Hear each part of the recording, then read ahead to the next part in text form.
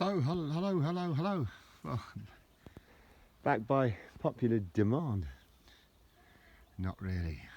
A couple of people have emailed me and said they're missing my videos and that, and so I thought I'd make one. Here we go. There's Jimbers, look, there's Jimbers. Alright, Bubba? You're going under the bushes, my old son. Bless you, sweetie dog. Come here and show everybody who you are. Jimbers. Come here, sweetie. Jimmy. Good boy. Hush. There we go, my love. There he is. It's my Jim. He's a decent. It's a dear lad in here. He's a good boy, aren't you, mate? Right. Hold a bit solid. Make sure we haven't got any tick. Anyway, sorry.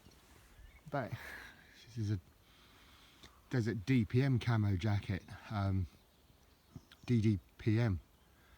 They were used well before they had the multi-terrain pattern. They used these things in deserts. They had two jackets, you see. They had the woodland camouflage, and then they had the desert camouflage. And some bright bod thought that it would be probably better just to turn it all into one thing that could mix in a washing machine and all the rest of it. And so they just have the multi-terrain pattern, or the MCP, the multi-something camouflage pattern, as the American teams call it. But this is one of the original DDPMs. It's a good one though, because it's, check it out, look. That's the bits and bobs. They clean up very well, these coats, if you wash them at 60. Actually, I disagree with this 50. I think 60 is more likely. I had a sort of quite a nasty stain on this one, on the cuff, and it's gone. Well, virtually it's gone. You can just about see a little bit of it there, but it's gone. So, look, that patch is the Duke of Lancaster's 4th Territorial Battalion, and they served in Iraq and Cyprus and Afghanistan. And well, I'm very proud to say that their headquarters is in Preston, Fulwood Barracks in Lancashire, and they go back to 1413, the time of Henry V. Can you believe that? Can you believe that stuff? This, right? That's the 19th. That's the 19th Light Brigade Infantry Regiment patch. TRFs they're called. Tactical Recognition Flashes they're called.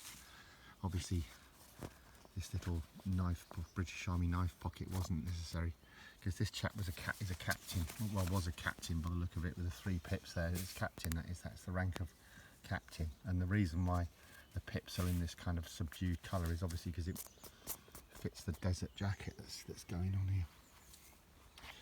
I noticed they've taken out the bottom elastication, but these jackets have like a central scoocher with 2 tie cords on either side that can bring the jacket about your waist to tighten it up for a bit of warmth in the deserts, because they can get cold at night, deserts can.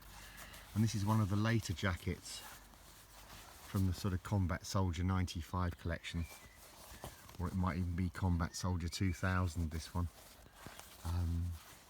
where they've got this hood that's built in. It's not a button on hood, this hood's actually fixed to it.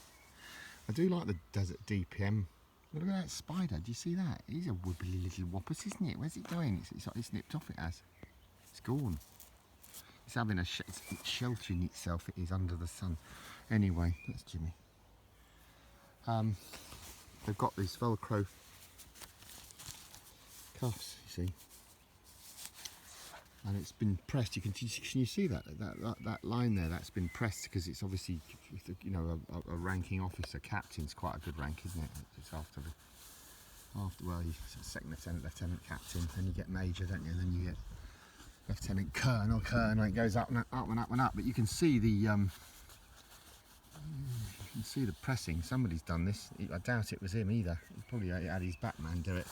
But you've got these Canadian buttons on these jackets, which are lovely, very easy to operate, and these sort of flat seal pockets. And then you've got these 2 chest pockets, which are quite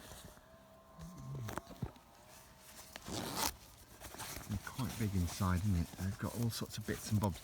I don't know if you can see in there. Can you see in there? But there's this a sort of pen pocket type thing going on, and well. Yeah, I like it anyway. I think it's good.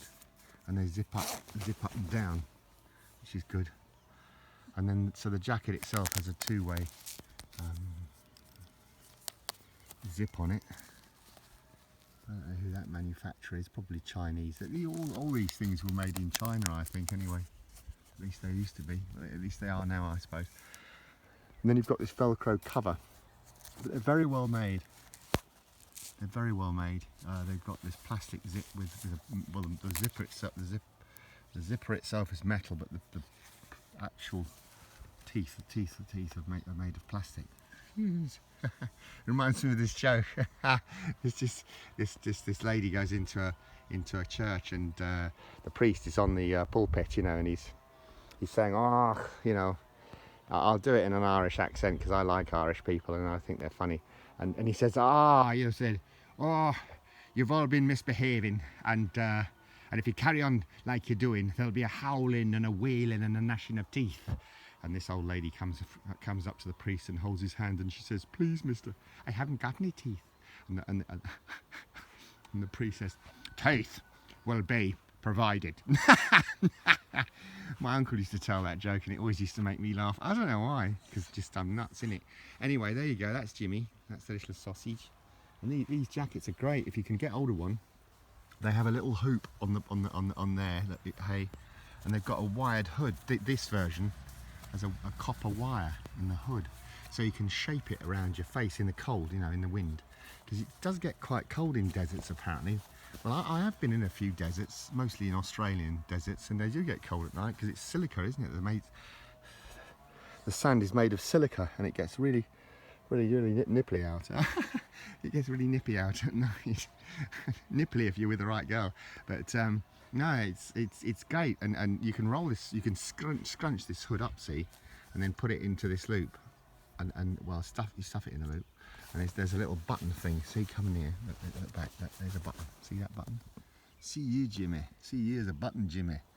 And anyway, I just, do you know, off the subject, but I watched this really good documentary the other day. It was called Killing Escobar. And shout out to you, Mark, bro, of Wye Explorer and your friends from the Special Air Service who what was his name? Peter McAleese. He died recently, which is a real shame. He was a real wow. I think he was a colour sergeant and an amazing fellow. Really, would try and check it out. The documentary Killing Escobar, the Killing of Escobar, something like that. It's about this guy didn't. This Peter McAleese chap, he wasn't, you know, without his problems, but he was a very good soldier. And when I saw this in my collection recently, I just thought of him. I don't know why I thought of him, but he'd been everywhere. He was a Special Air Service soldier, and then he was effectively a mercenary, and he went all over the world, you know, doing these things. And anyway, the documentary shows him crashing in a helicopter, and the outright determination of the chap to survive. It just full on SAS training, you know, and he did survive. Well, up until he died, but that was later, obviously. But, anyway, I just thought I'd mention that. And anyway, I hope you found this of some interest. That's Jimmy, as I keep saying. I didn't want to make any more videos because, as you can hear, I'm getting a bit dopey now. But no, I'm taking taking these pills, and I'll knock them out if I can. I'll have to play this back, and if it sounds nuts, then I'm not going to put it on the web. No.